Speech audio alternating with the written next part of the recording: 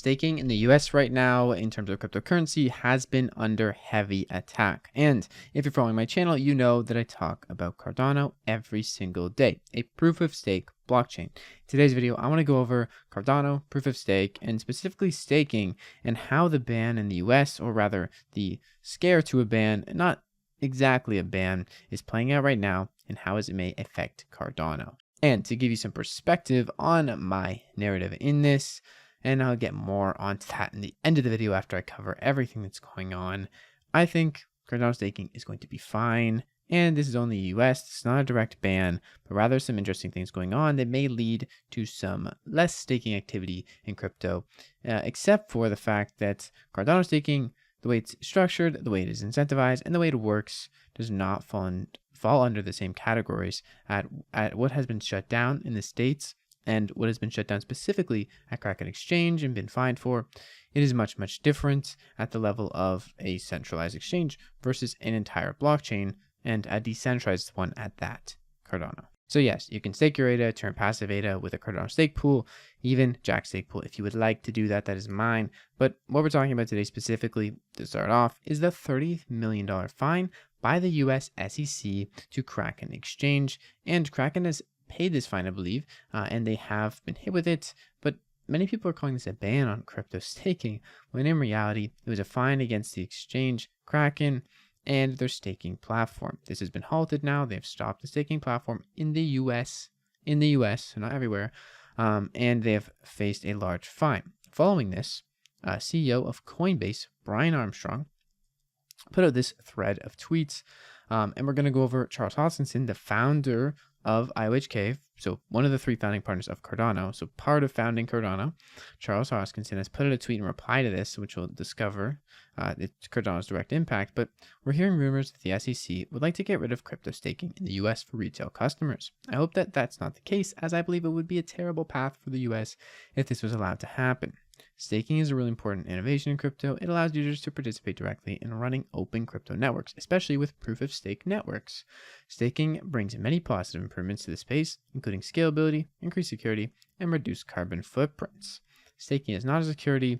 There's a good primer to an article about Ethereum's new staking model and its move to proof of stake, and how it does not make Ethereum a security. Cardano is structured quite a bit differently as proof of stake, but we'll go over that in a sec here.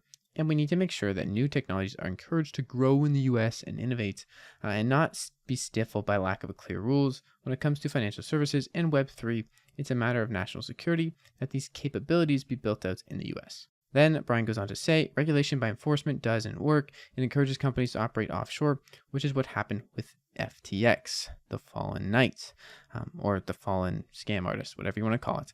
Hopefully, we can work together to publish clear rules for the industry and come up with sensible solutions that protect consumers while preserving innovation and national security interests in the US.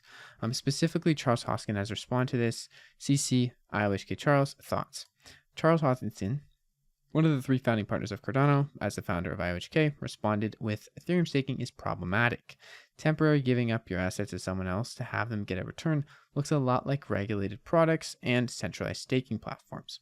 Slashing and bonds are not so good, and non-custodial liquid staking, on the other hand, like the mining pools we used for 13 years on Bitcoin. So Cardano is a lot like Bitcoin in the sense that it's decentralized and it's non-custodial. There's liquid staking. You have full protection of your assets to people who are participating in controlling the network, and you never lose those funds. So Cardano is much different than Ethereum staking, and it's likely not going to be affected, although it could be affected if it's lumped in with Ethereum as a proof of stake blockchain, and Ethereum is taken down with this as well. However, at the moment, I don't think this is going to happen.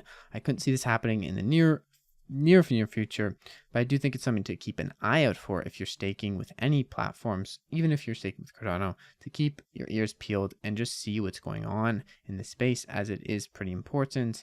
And a lot of the times people can speak up and take control of their assets and do things that will help bring awareness to the fact that Cardano is not like Ethereum, and also that a lot of these things that are being pushed can be pushed back upon, especially if they're written into legislation and they're not just a case of Kraken paying a fine.